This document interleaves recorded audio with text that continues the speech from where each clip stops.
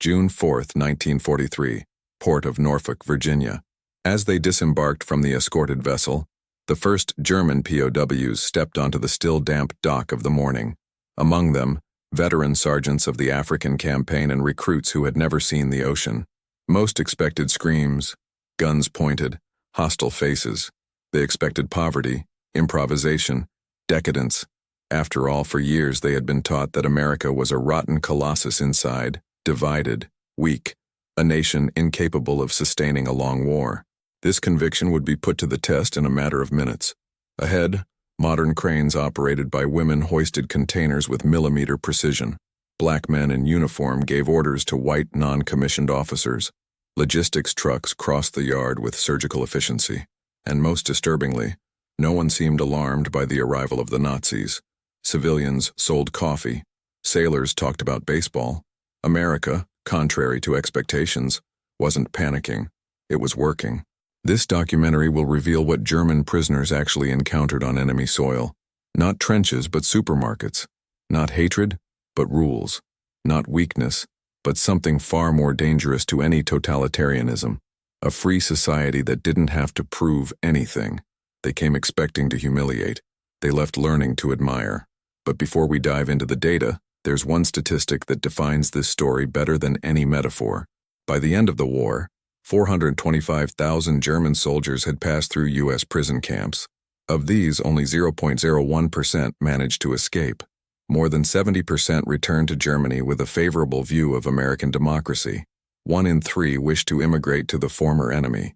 And it all started in the first few minutes of silence as they stepped onto the Norfolk wharf. There, where shouts and shotguns awaited, they found calm voices, machines operating, hot coffee, and a country free enough to treat its enemies with civility.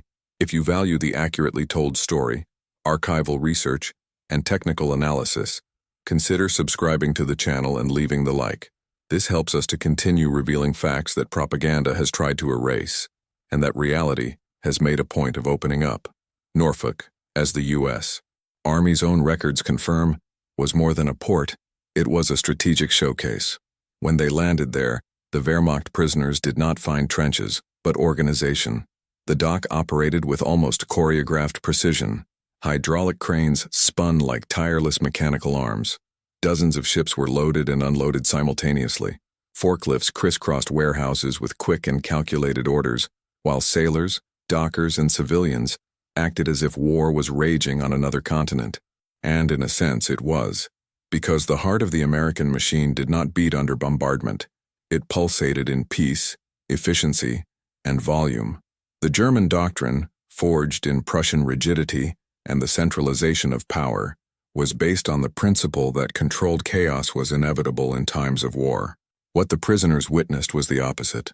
Civilians near sensitive military equipment, railroad trains running in the open, black and white workers operating together, and women, workers, engineers, coordinators, performing jobs that in Germany were reserved for elite men, and all this in front of them, the supposed dangerous enemies.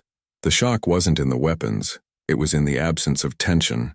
The Nazi logic foresaw hostility, vigilance, fear. What they found was indifference and normality, and this indifference paradoxically was the greatest form of humiliation, because she said, "You're not a real threat." Swiss Red Cross reports between June and August 1943 described American ports as war operations conducted with civilian serenity, something incomprehensible to officers trained in the terror of the Blitzkrieg. Hermann Butcher, one of the non-commissioned officers captured at Bizerta, wrote years later that the first German defeat on American soil was not military, it was mental.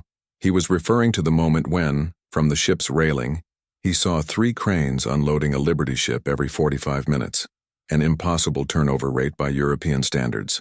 The Liberty ships, in fact, were part of the industrial scandal that the Germans had completely underestimated. Each of these ships, with a capacity of 10,000 tons, was built in less than 30 days at shipyards in Oregon, California, and Virginia.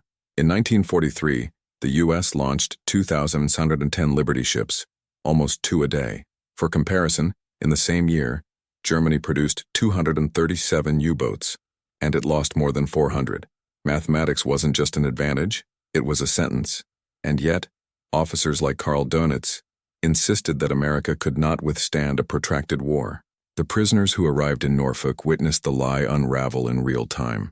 Port handling reports for that month record 312,000 tons of ordnance transferred through Norfolk in 30 days, the equivalent of nearly 2 weeks of total arms production for all of Germany. And all this before the eyes of the enemy, without censorship, without secrecy. If this data surprised you, write in the comments. Absolute power. We want to know how many here, like the German prisoners, were seized by the shock of scale. But it wasn't just the quantity, it was the posture. The enemy was waiting for armed soldiers, barricades, inspections. What he found were Americans with coffee in their hands, radios playing jazz, advertisements for blood donation campaigns and the sale of war bonds. The streets were not militarized. People did not seem to fear an attack. Ports such as Norfolk's functioned not as fortresses but as logistical centers that operated with the coolness and discipline of a commercial production line. The psychological impact of this is not measured only by reports. He appears between the lines of interrogations by Allied officers. The doubt began to arise in the spontaneous comments. Don't they fear us? Why are there women there? Why don't they hide their factories? Totalitarian ideology depends on a fundamental belief that the enemy is fragile, decadent, corrupt. When that belief collides with the evidence, machines operating in 3 shifts, ships produced like car parts, workers smiling, something begins to crumble, and the ports were the beginning of this crack. In Norfolk, the prisoners didn't just see American logistical power, they were forced to look at it as passive observers, a position more painful than combat, because watching the efficiency of the enemy, without being able to react, disarms any ideological conviction, and that was just the beginning. Soon, they would board the trains that would take them to the countryside camps. And these trains, contrary to what they knew in Europe, did not hide anything. They revealed even more. Because the American war was not underground. It was open, exposed, and precisely for this reason, unattainable. The train departed Norfolk 3 hours after landing. But unlike the enclosed carriages of the Deutsche Reichsbahn, where prisoners were piled up under armed surveillance, Germans were accommodated in passenger cars with padded seats, wide windows, and constant ventilation. They had space to sit, clean water available, and could even see the outside world in motion, an unthinkable privilege for captives transported by the war machine that had captured them. The railroad line was the same as that used by American civilians and military personnel. There were no disguises. The stations where the train stopped were filled with families, street vendors, teenagers laughing and saying goodbye to young soldiers leaving for training. No visual barrier. No platform segregation. In Washington, D.C., the train parked next to another crowded with civilians. American women waved to their children. Children delivered flowers to young Navy men. And there, on the same platform, were the prisoners of war of the regime that had promised to destroy that society. They saw everything, and more than seeing, they were forced to witness freedom as part of everyday life. Trains crisscrossed landscapes that in Europe would have been zones of military exclusion, oil refineries, munitions factories, logistics depots, rail yards, and entire industrial zones, all without camouflage. A German officer, identified in the War Department files only as KF, reportedly whispered in a low voice, "They don't hide anything because they don't have to be afraid." Along the railroad line, large billboards advertised brands of tires, cars, and canned foods. Portable radios played jazz in cafes near the line. There was color, noise, and consumption, the kind of normalcy that Germany had not known since 1939.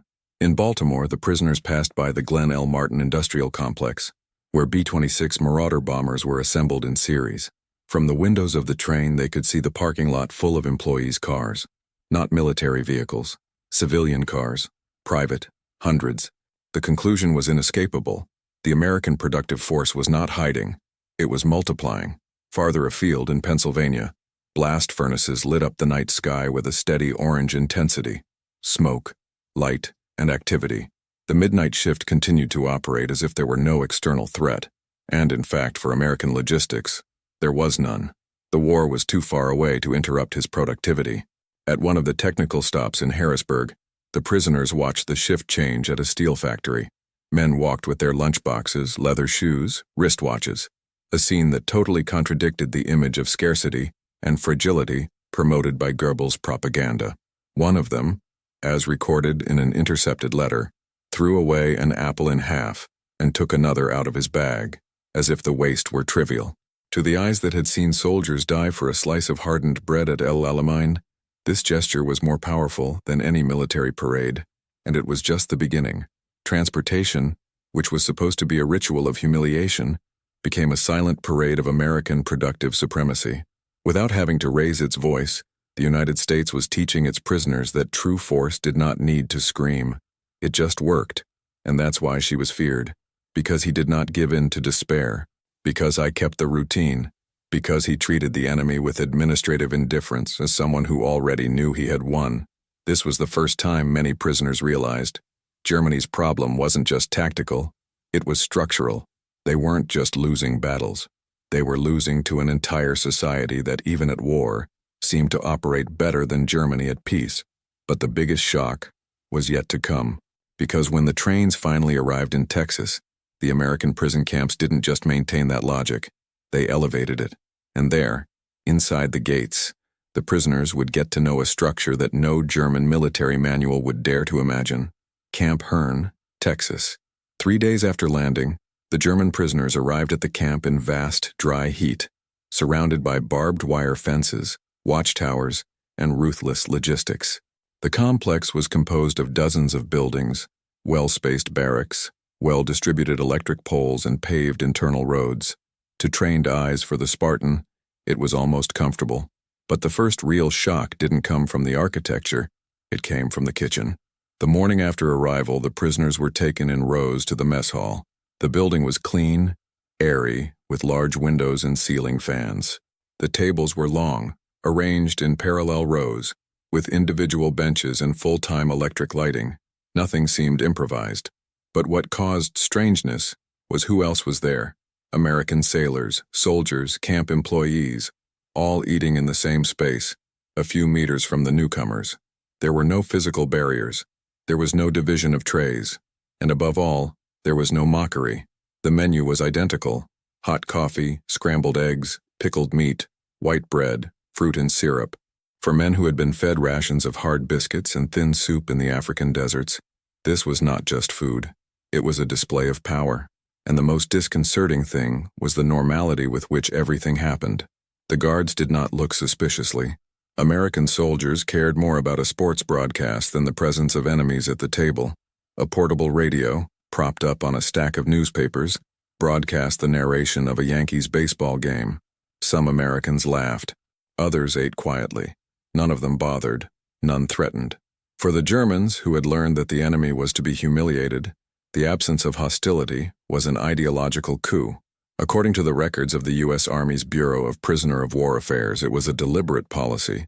Treating prisoners with visible humanity is not weakness, it is strategy. Totalitarian propaganda dies in the face of functional coexistence. The testimonies of prisoners collected by the Red Cross between September and November 1943 confirm this effect. Many reported perplexity at the lack of reprisal. A corporal in the 15th Panzer Division described his first meal as a fit of silence. They expected harsh interrogations, sarcasm, censorship. They were given coffee and freedom to choose the side of the line. No Wehrmacht manual had prepared them for this. Nazi doctrine predicted that, in war, the enemy would reveal his cruelty. But America did the opposite. It showed efficiency, civility, and structure. The lack of hatred was not a sign of carelessness. It was calculation. And this calculation was clearly perceived by international observers. In his October 1943 report, Swiss Inspector Guy Metreau noted, "The partial integration of prisoners into the American military environment reveals a system that relies on its internal order and enforces itself by routine, not by force. It was the concept of security by scale, not by the force of repression, but by the predictability of logistical systems that worked with or without war. The prisoners sat down, ate, discarded the trays. No one hurried them. No one questioned them. And this conditioned, controlled freedom was more effective than any locked cell. In the American system, even food was part of the project of silent domination. Meals at Camp Hearn followed the military's caloric pattern, about 3,200 calories a day, with animal protein at every meal. For the Germans, it was a contradiction. In the Reich, There was rationing. In America, even captives ate better than many soldiers on the Eastern Front. And this contrast was a profound moral blow. An American guard recorded in his diary that, in the first week, 2 prisoners returned part of the food believing it to be a provocation. They thought they were being mocked in abundance, but it was not mockery. It was routine. It was only Tuesday, and the most disturbing thing was just beginning, because sitting at the enemy's table was already a psychological fracture. Figuring out who prepared the food and who cleaned the trays would force the prisoners to face something even more unthinkable: the role of African Americans within this supposedly inferior society. Behind the scenes of the kitchen, behind the tin racks, operated men who in Germany would not even have the right to exist in public spaces.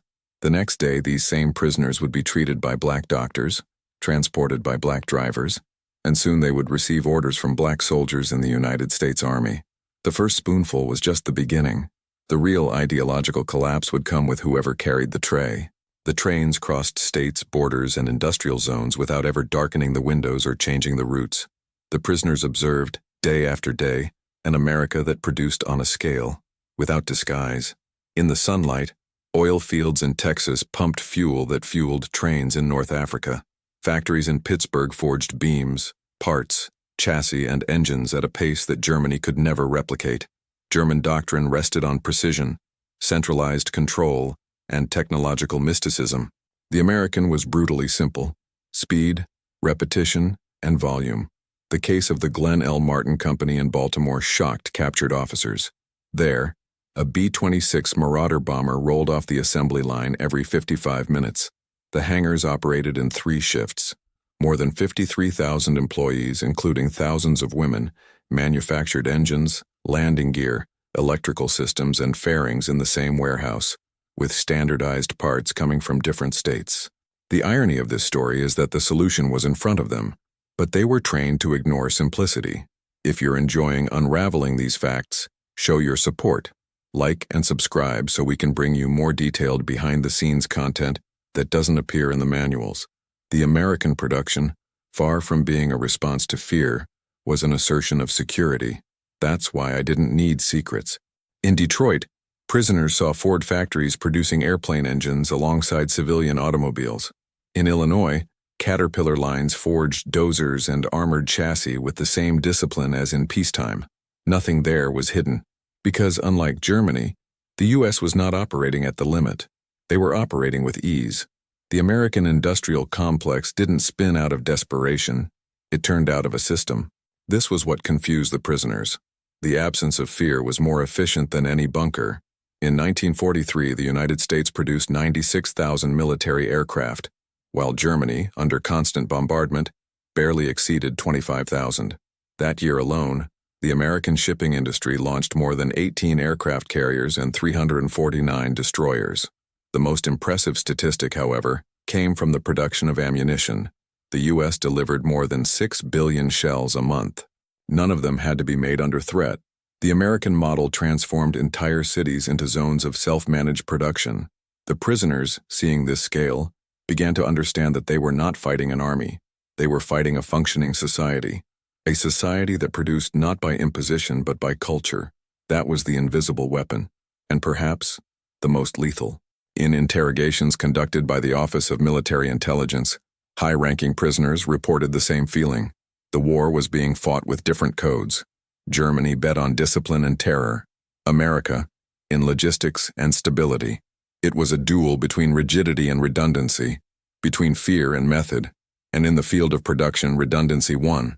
Because while Germany prided itself on its handmade tanks, America produced interchangeable parts. While the Luftwaffe required elite pilots, the USAAF trained thousands of middling operators with standardized planes. It was the concept of good enough in large quantities, and it worked. The American secret was to have no secrets, and this disarmed any model based on total control. A German general interviewed at Camp Crossville summed it up in one bitter phrase: "While we build to impress Hitler, they build to win."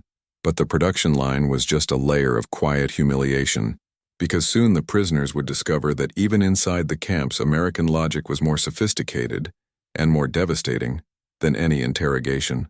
Behind the scenes at Camp Hearn, far from the factories, another gear had already begun to turn. a moral gear, and she would start with comfort. Camp Hearn was not designed to punish. It was designed to work. Located in the heart of Texas, hundreds of miles from the front lines, the camp looked more like a set of university housing than a containment center for captured enemies. Electric light in all sheds, reinforced wooden beds, each with spring mattress and pillow, internal sanitary facilities with plumbing, taps with running water and heated showers, dining halls separated by company, with a capacity for more than 400 men seated simultaneously. The kitchens operated with industrial refrigerators and received weekly deliveries of meat, eggs, coffee, fruit, and fresh bread, a logistics chain that surpassed that of many German cities during the same period.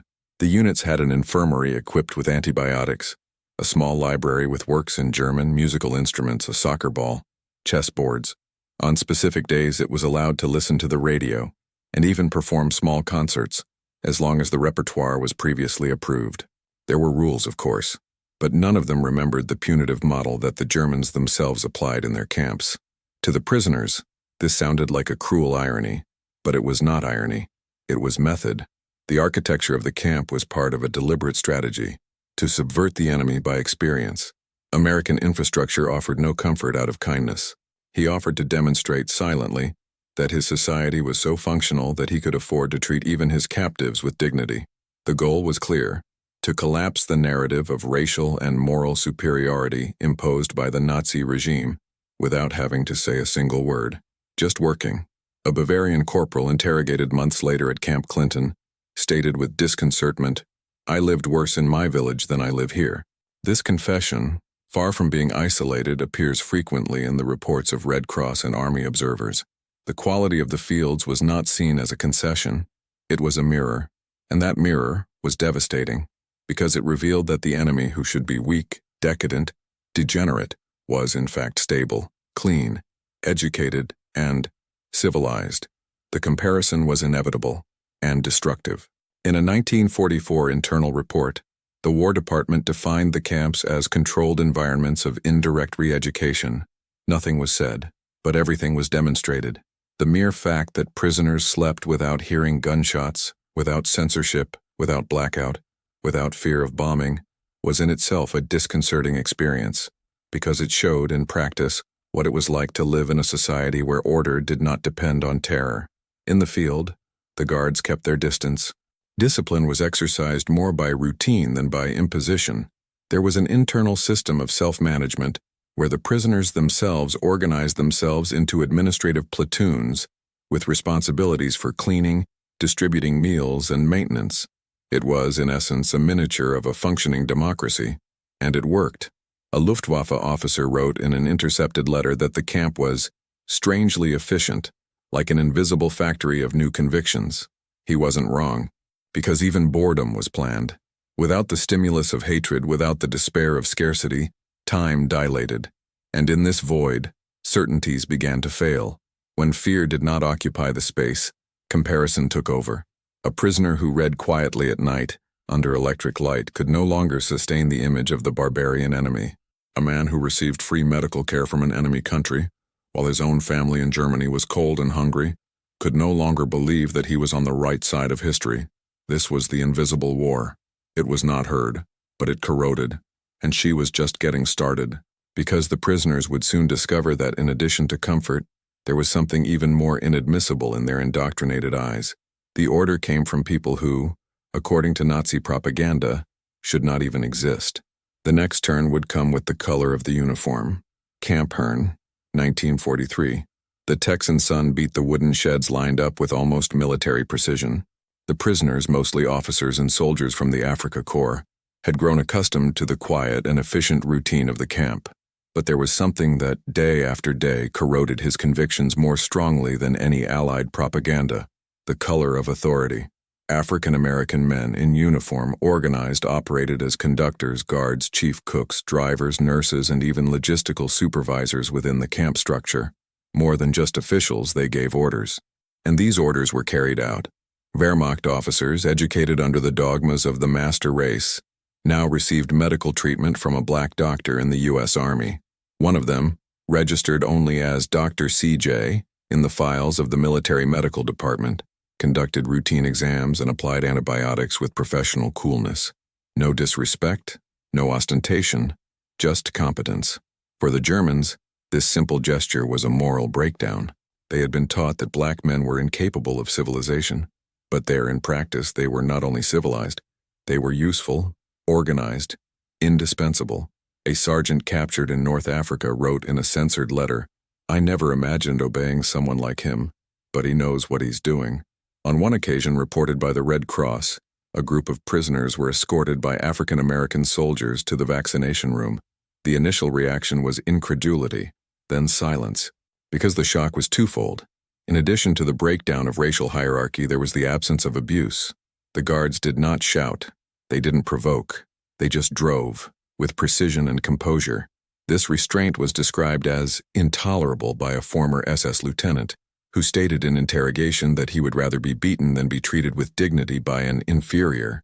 But the field offered no choice. It offered routine, and routine was the most effective poison against fanaticism. The Germans watched these men work 12-hour shifts, operate machinery, resolve conflicts, supply warehouses, and all without resentment. They were, at the same time, invisible and fundamental. But America, with all its contradictions, also offered an additional irony. While German prisoners were given clean beds 3 meals a day and probation, many black American soldiers lived in segregated barracks, with less access to supplies and training. This paradox did not go unnoticed. A German officer captured in Sicily wrote in his diary, "We are enemies and eat better than your own colored soldiers." The comment was filed as relevant by the War Department. It was, in effect, a mirror of American ambiguity, a society capable of producing enough freedom to humiliate Nazi doctrine, and at the same time unable to apply that freedom to all its citizens. But for the prisoner, this ambiguity was enough to break certainties. Because even segregated African Americans had roles, voice, and dignity, and that was more than the Nazi regime would ever allow. The doctrine of racial supremacy called for purity, exclusion, and control. But here was America, contradictory, unequal, but functional, and working with all its citizens, even if imperfectly. This model, as flawed as it was more robust than uniform totalitarianism, because he admitted noise. And yet, it was advancing. The German prisoner, upon seeing a black man give orders to white American soldiers, experienced a fracture of perception.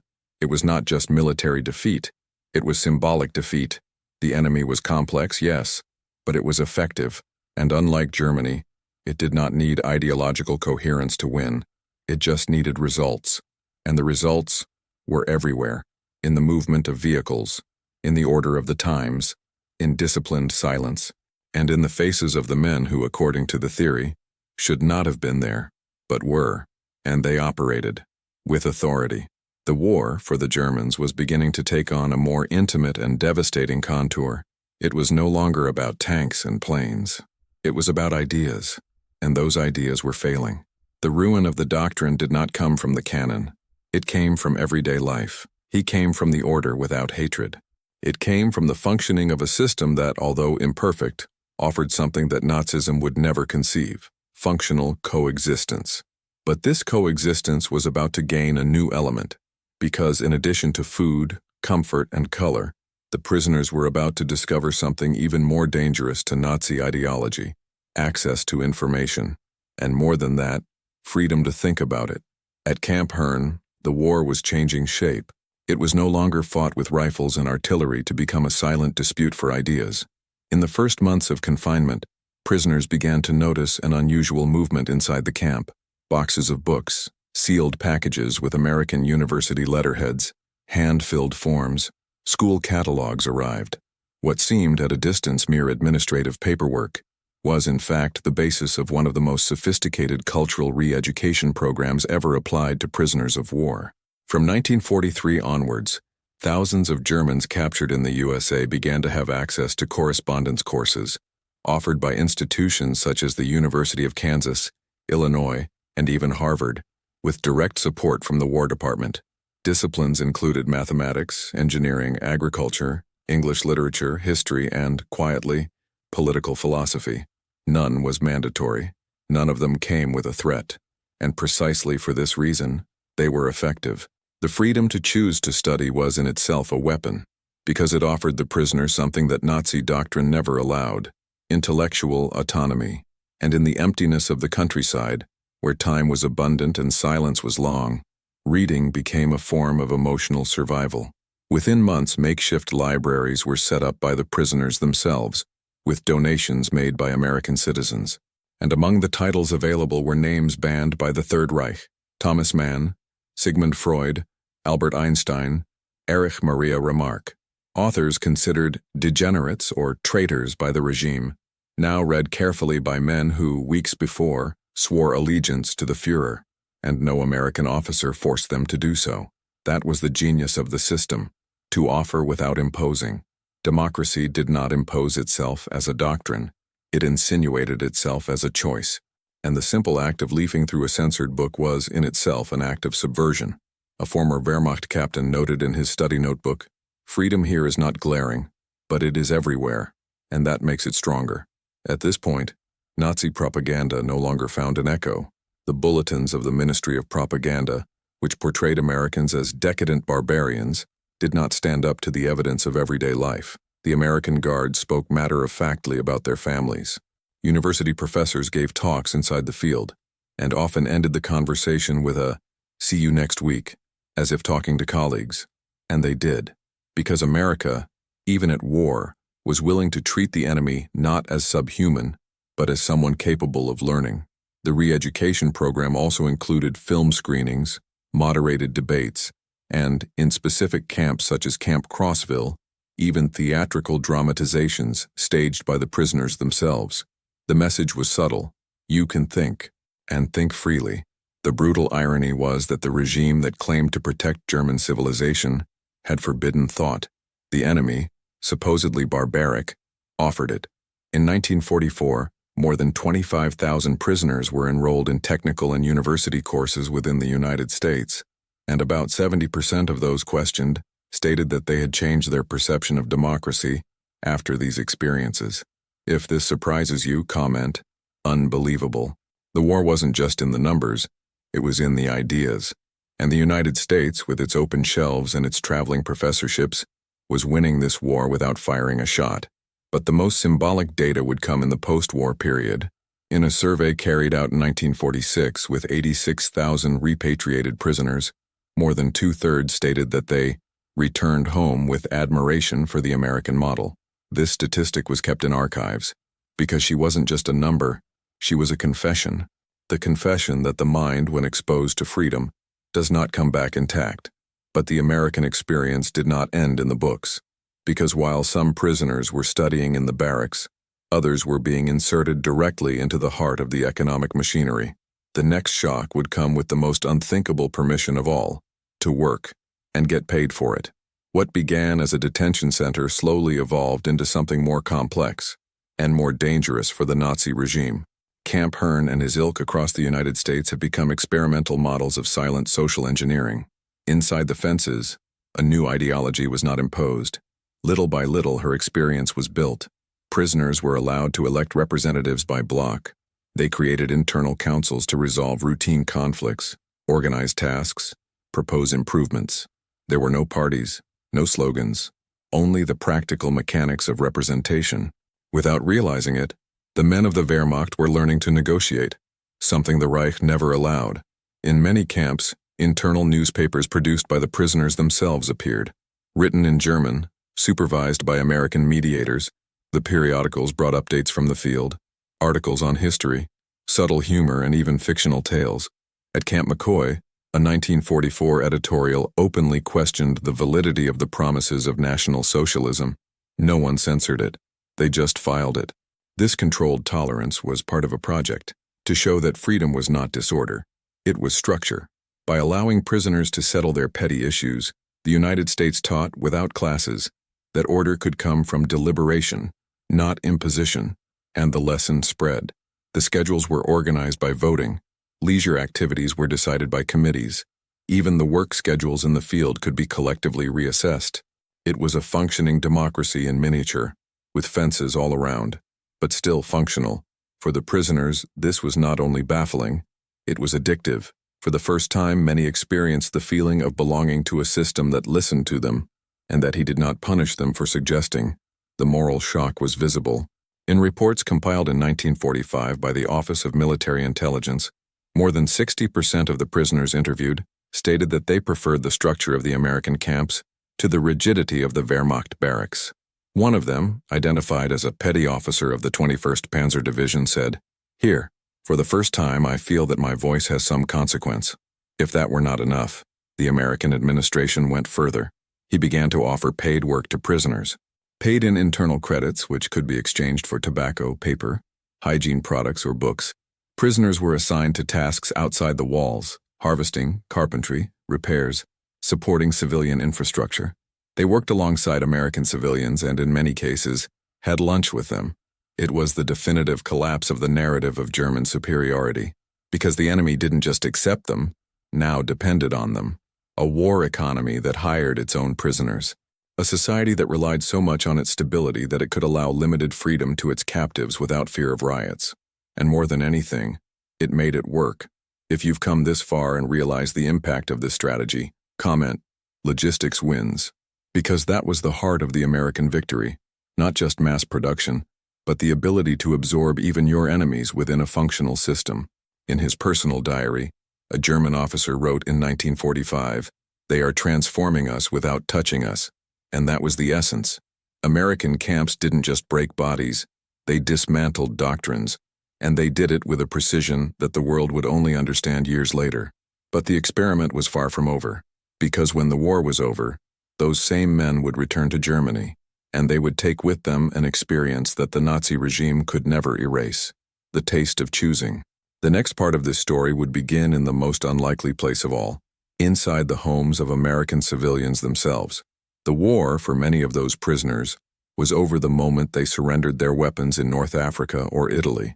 But a new kind of battle, slower, more subtle, was raging in the American camps: the struggle against pride itself. In 1944, after months of adapting to the camp system, the Germans received news that caused disconcertment even among the most pragmatic officers. They would have the right to work. More than that, they would be paid for it. The order came from the War Department, supported by the Geneva Conventions, but with a detail that few expected. The payment would be equivalent to the base salary of a private American soldier. No forced labor, no disguised punishment. It was a contract. Prisoners were sent to farms, cotton gins, dairy cooperatives, food processing plants. In many cases, their shifts coincided with those of civilian workers. They shared tools, lunches, and even jokes. At the end of the day, they received paper credits, valid in the canteen of the camps. With this amount, they could buy chocolate, soap, stationery, books, vinyl records, musical instruments, tobacco, and even pieces of clothing. The image of a Nazi sergeant playing an accordion bought with an American salary in the middle of the enemy's land seemed absurd, but it became every day. The psychological impact was immediate. It was not just the rupture of the logic of punishment, it was the subversion of the moral hierarchy. Men who had been taught to despise manual labor now saw value in operating a harvester or packing meat, not by coercion, but for reward. Work, which in Nazi doctrine was reserved for inferiors or the enslaved, became there a dignified and voluntary activity. And not only that, productive. Reports from 1944 indicate that about 160,000 German prisoners of war participated in some form of labor activity in the U.S. This workforce, integrated with domestic logistics, helped alleviate civilian labor shortages during the years of military mobilization. It is estimated that in 1944, German prisoners contributed the equivalent of 35 million hours of agricultural labor, and all this without significant resistance. On the contrary, many competed for the vacancies, because the credits represented autonomy, and autonomy was a form of redemption. A Wehrmacht lieutenant wrote in his diary, "For the first time, I get paid for something I do with my hands, and no one watches me." The phrase reveals more than gratitude. It reveals the breakdown of a value system, because in the Reich, dignity did not come from work, but from race and obedience. Even there, in the fields of Alabama or in the factories of Kansas, prisoners discovered that individual effort had value, even if under surveillance. In the open field, under the American sun, the doctrine of National Socialism seemed less sound and emptier. An episode recorded in Arkansas exemplifies the new scenario. A group of prisoners, after weeks of picking cotton alongside African Americans and Hispanics, spontaneously organized a sports tournament for all teams. There were no bosses, nor flags, just camaraderie forged in sweat and time. What propaganda said was impossible, the coexistence of races, languages, and origins, happened without central planning, just for the functionality. If this surprises you, comment, absolute power, because that's what America showed, that real power didn't come from control, but from well-managed tolerance. That dignity did not need to be imposed. It could be negotiated, bought with effort, rewarded with chocolate and freedom of choice. It was a lesson that no forced re-education camp could teach. Only everyday life could do it. And daily life, there, was democracy's greatest weapon. But the most ironic was yet to come. Because payment wasn't just a currency. It was an invitation to cooperation. And this cooperation would go beyond the boundaries of the fields.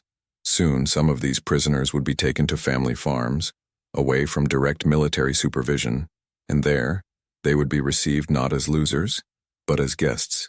The truck parked at the rear dock of the Stokely Brothers factory every morning. The prisoners disembarked in silence, escorted by guards who barely spoke. Inside, the acidic smell of preserves, the constant noise of the conveyor belts and the steam from the boilers created an atmosphere of industrial war, but it was a war against time, against demand, against the very idea of scarcity. The Germans' mission that day seemed simple, to separate what would be canned from what would not. But what happened before his eyes undermined, little by little, his mental structure. Perfectly edible tomatoes, thrown away because they are too small. Juicy corns discarded because they have a stain. Healthy beans taken out of the line by a slight wrinkle in the skin. Whole bananas, separated because they are too ripe for the standard of sale. That wasn't just waste, it was an insult to the reality they knew. Many of those men came directly from the Russian or African front, where soldiers died from moldy breadcrumbs, where civilians rummaged through latrines for potato peels. And there they were, witnessing kilos, tons of food being discarded without guilt, without ceremony. In the first few days, some tried to question it. Others looked at the guards expecting some reaction, but nothing happened. It was the standard, the rule, the procedure. What for the German was a moral crisis, for the American was market efficiency. It wasn't about scarcity, it was about excess, and the excess was administered coldly. That was more than abundance. It was logistical supremacy, an economy so productive that it could afford to waste. And that was the real psychological bomb. A Luftwaffe officer working temporarily in a food factory in Indiana wrote in his diary, "They are not afraid to lose. They have so much that they don't know where to store it." In an interrogation session months later, he would add, "I don't understand how something so chaotic can work so well." Because for the German soldier, trained under the rigidity of central planning, of full use of food discipline, the idea of throwing away food was unacceptable. But there, in front of the industrial conveyor belts, he saw that the enemy did not have to accept anything. The enemy could choose, and choose to discard. This choice, banal for Americans, was devastating for prisoners.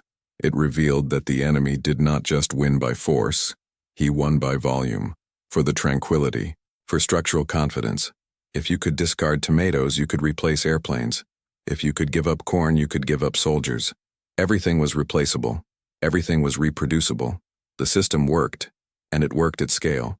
Abundance, previously portrayed in Nazi propaganda as decadence, now imposed itself as a sign of invincibility. One prisoner wrote on a note intercepted by censorship, "I have never seen an army win with too much food." And it was not irony. It was astonishing.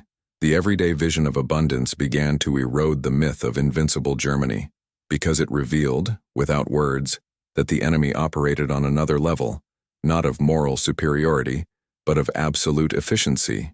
If this surprises you, comment, "Shocking data," because that's what they were. They were not numbers invented in cereals. They were boxes and boxes of food, thrown in the trash before the eyes of those who never imagined seeing a tomato being discarded too perfectly. But the most impactful vision was yet to come, because between work shifts and loaded trucks, some of those prisoners would be selected for an even more perplexing mission, to live inside the homes of American civilians. And there, the war of ideas would reach its most intimate phase. On the night of December 24, 1943, the gates of Camp Hearn remained closed, as usual, but something inside was different. Around the barracks, lights were hung with makeshift wires, cords of cutout paper adorned the dining halls, and in one of the administrative pavilions, a small choir made up of prisoners rehearsed Christmas carols in German. There were no orders for that. There was no script, but the atmosphere on the field did not come only from within. It came from abroad. In the previous weeks, dozens of trucks had arrived at the camps with packages, not from the government, but from American civilians. Entire families in the town of Hearn, Texas had organized to assemble Christmas presents for the men who, until a few months earlier, had carried guns against their children. There was no irony in that. There was conviction. The packages were accompanied by letters from children, drawings with snowmen, cards with phrases written in simple but legible English. Some just said, "Merry Christmas, even though you're our enemy." Others were more direct. "We hope you come home soon. The war will end. Until then, be well." It hit the prisoners in a way that no interrogation has ever been able to, because it was not tactical. It was spontaneous. One of the prisoners, a former soldier in the 10th Panzer Division, broke down in tears as he opened a box that contained homemade cookies, a new toothbrush, and a note signed by a lady named Elizabeth. "My son is fighting in France. You are someone's child. Here's a little bit of home." That line, copied by an American intelligence officer in his report, symbolized more than generosity. It was a gesture of strength, because only a people absolutely sure of its stability could offer compassion to those who heard it. And that was exactly what disarmed the prisoners. They expected hatred, they expected hostility, they expected revenge. Instead, they received music, chocolate, and peace wishes. In the camp, Christmas concerts with German repertoire were allowed. The Christmas trees were decorated with ornaments produced by the prisoners themselves. And for dinner, supper brought roast turkey, mashed potatoes, boiled vegetables, apple pie, exactly the same menu served to the guards. There was no privilege. There was equality. And this equality coming from the enemy was unbearable for many, because it showed that everything they had been taught about cultural inferiority, about American disorder, about the moral fragility of democracy, was crumbling before a set table. Later, intelligence reports indicate that after Christmas 1943, the number of voluntary collaborations with the educational and cultural programs of the camps increased by 38%. This is no coincidence. It is a moral strategy. If this impresses you, comment, "Silent victory," because that's what it was all about. America didn't have to win by shouting. He won by hugging. And every package delivered, every handwritten letter, every choral note was a whitewash on the myth of the absolute superiority of the Reich. A former Kriegsmarine officer wrote months later, "It was there that I realized that we had lost, not just the war but reason, but the biggest twist had not yet been written, because soon, these same prisoners would be asked to do something unthinkable at the front, forbidden in the ranks of the Wehrmacht and unthought of by the Nazi high command, form bonds with American civilians, and in some cases, with the families of the men they fought against." In mid-1944, the Camp Hearn prison camp in Texas began to exhibit a phenomenon that few military manuals would know how to catalog: German officers teaching their own compatriots, not under forced surveillance, nor as a method of information extraction, but by internal initiative and under American structural support. Prisoners who, months earlier, commanded troops in battles in Tunisia or Normandy now organized makeshift classrooms inside the barracks. The content varied: advanced mathematics, German grammar, geography, classical history, music, agronomy, basic engineering. Many of these men had university education interrupted by the war, and saw there in the cardboard-lined rooms a chance for reconstruction. But it was not only that. Behind the curtains of courtesy and instruction, there was strategy, American. The War Department did not see the camps only as human warehouses. He saw in them an opportunity for ideological re-engineering. And for this it provided teaching materials, translated books, maps, notebooks, access to correspondence, and above all, autonomy. The idea was simple. If man thinks for himself, he questions for himself. And he questions himself. He transforms. The educational model applied at Camp Hearn and other centers followed an unusual logic: to train leaders for a Germany that did not even exist yet. A post-war Germany. A Germany without Hitler. Some courses were supervised by American civilian educators who acted as facilitators rather than censors. In certain modules, authors banned by the Nazi regime were debated without fanfare.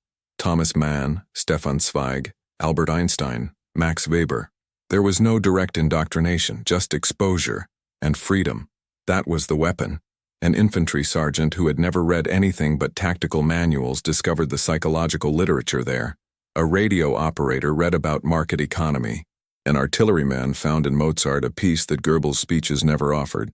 The transformation was slow but visible. A Red Cross report from February 1945 records that more than 8,000 prisoners actively participated in full-time educational activities in the U.S., a number higher than the total number of university students in all of Germany in that same period. Education, in this context, was not just rehabilitation, it was symbolic reconstruction. Many of the volunteer teachers created manuals and handouts that would be taken back to Germany, smuggled in the suitcases of surrender. Those camps, originally designed to contain, had become ideological hothouses.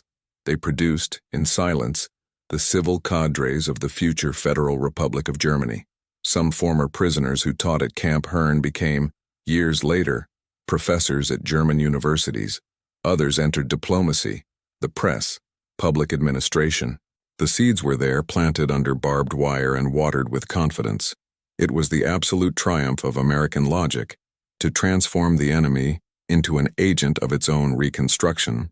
If this impresses you, comment, "Reconstruction starts here," because what began there was not a gesture of kindness. It was strategic planning, psychological warfare with books and freedom. And when the war ended, many of these men returned home with more than memories. They took concepts, principles, and above all the experience of having taught, even as prisoners. But the apex of irony was yet to come, because the country that had defeated them militarily would now begin to liberate them, not with impositions, but with confidence. And the gesture that would most confuse the pride of a former Nazi officer would not come from guns, nor from classes. It would come from an unexpected handshake. On the long afternoons inside Camp Herne, time seemed to slip more slowly. Work ended early, classes took place in the morning, and the rest of the day was filled with free activities. It was in this calculated void that democracy began to operate more lethally. Prisoners had access to local and national newspapers, carefully monitored by the authorities, but without active censorship on their political content. And it was in this material, apparently harmless, that the biggest shock happened. They read headlines that directly criticized President Roosevelt.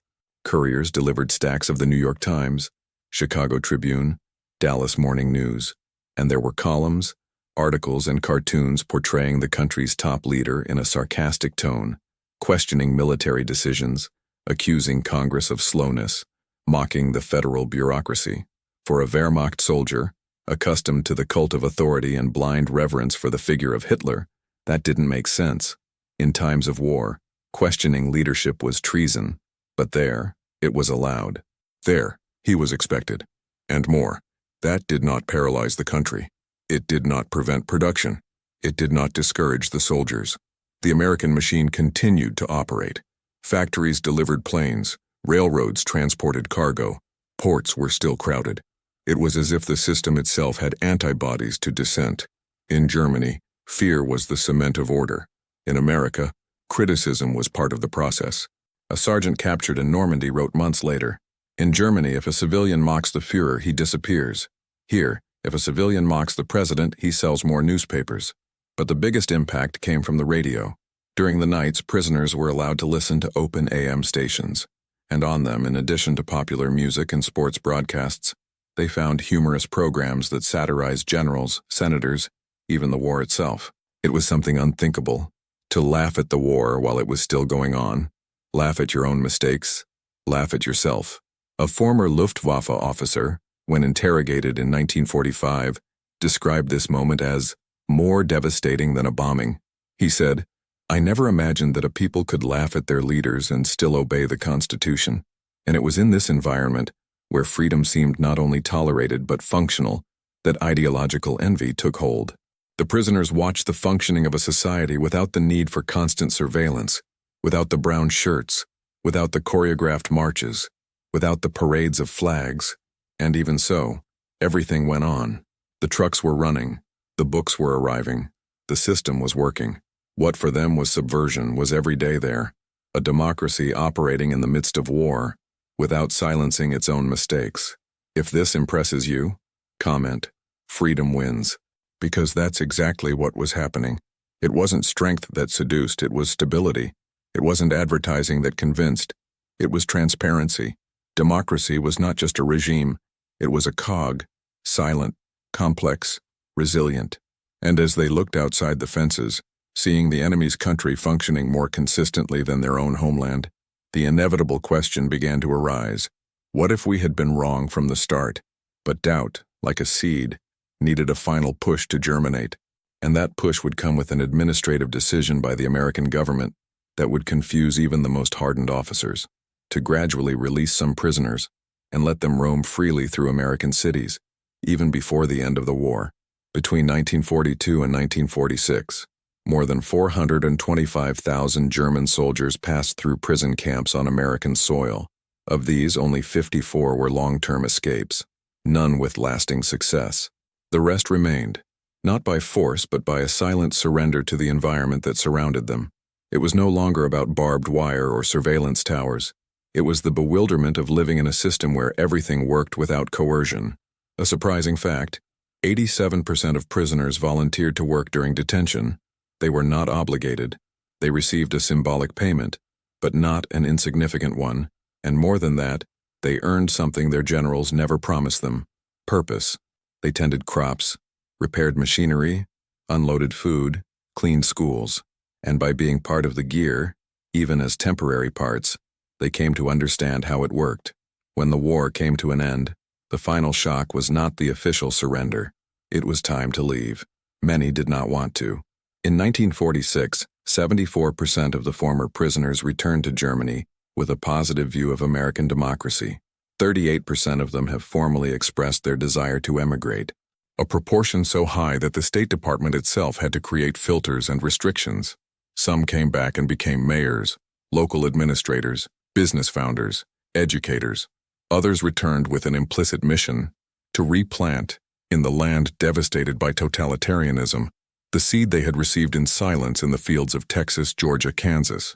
The Americans had done the unthinkable. They defeated 400,000 soldiers without firing a shot, inside their own territory. They won by abundance, dignity, systemic coherence. They transformed containment camps into classrooms, trenches into opportunities. The strategy was invisible, but its results were immensely visible. The irony of this story is that the solution was before them from day one.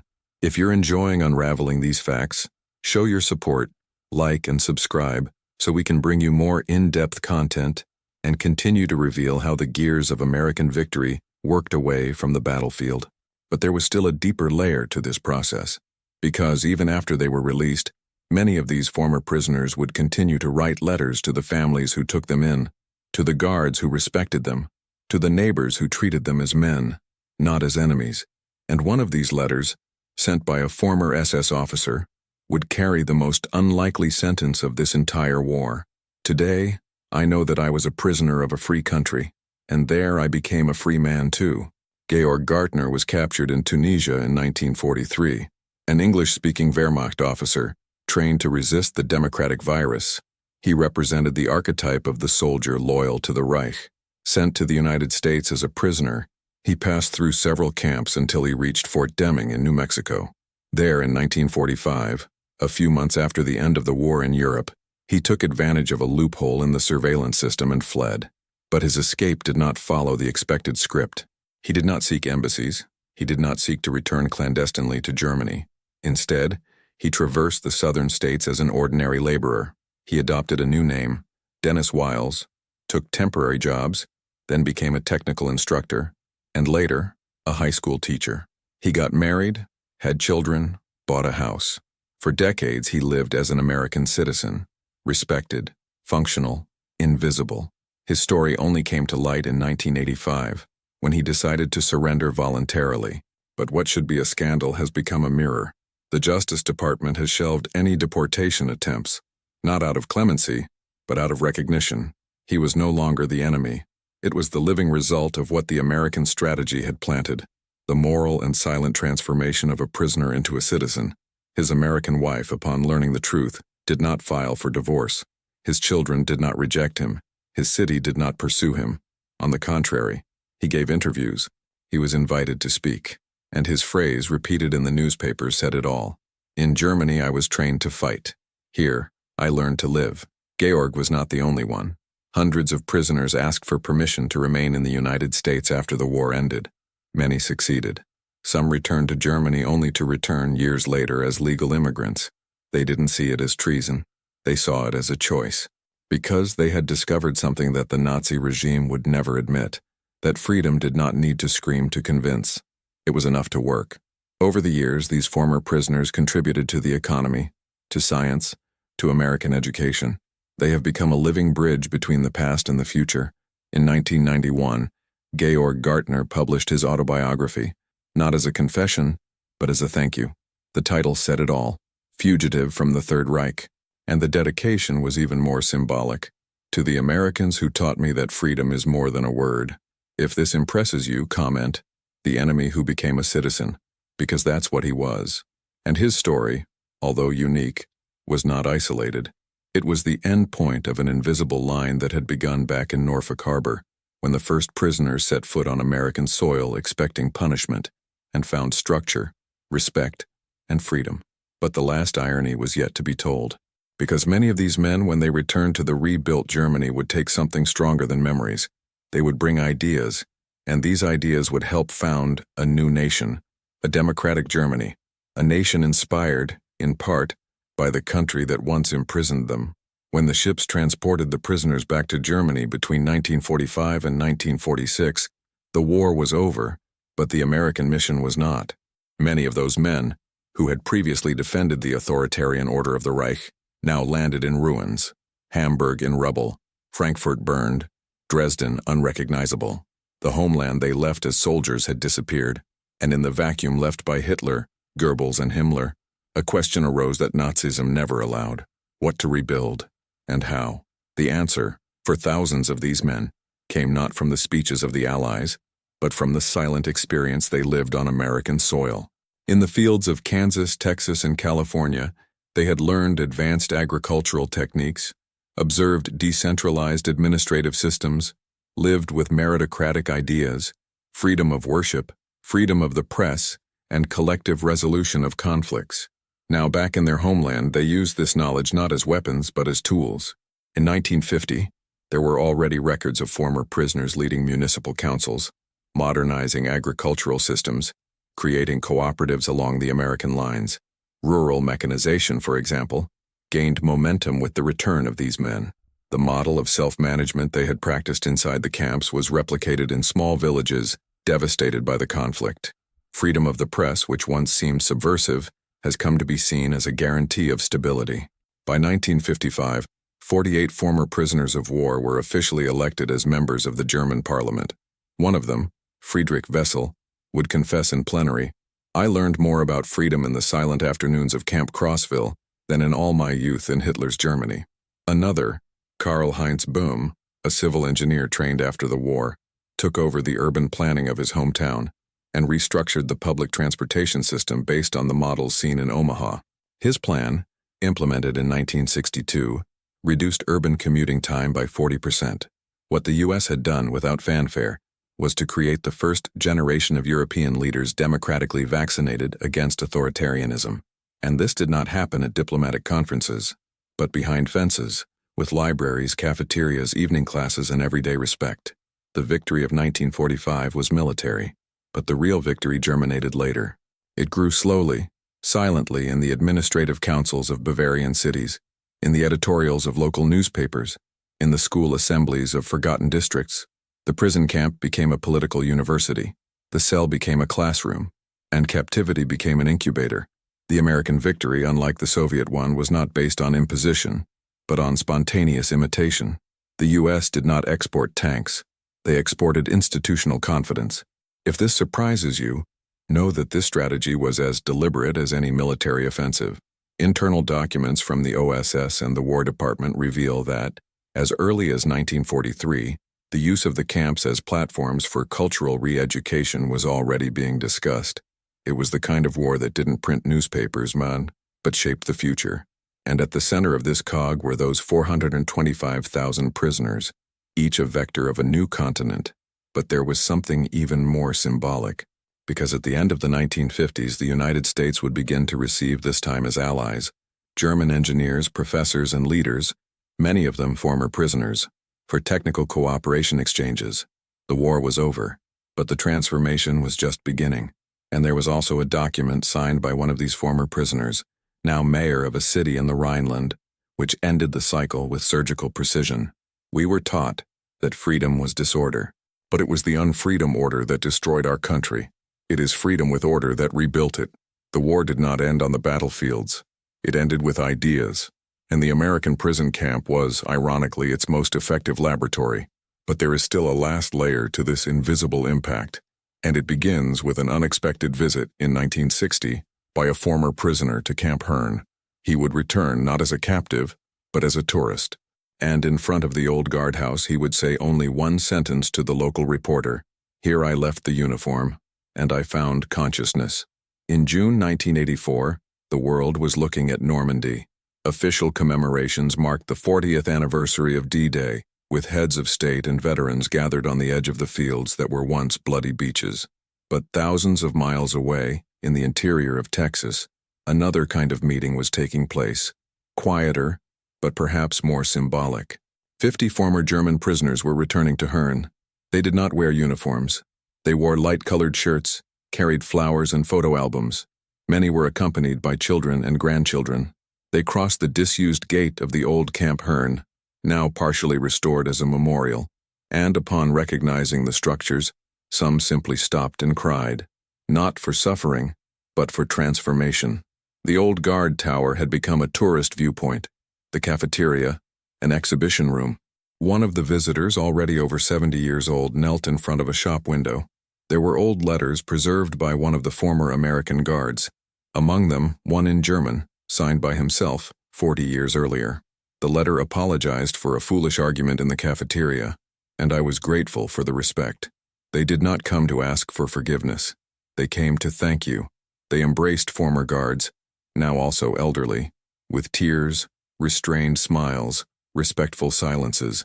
One of them handed over as a gift a pencil portrait made inside the camp, with the phrase, "In a place where everything should be fear, I found decency."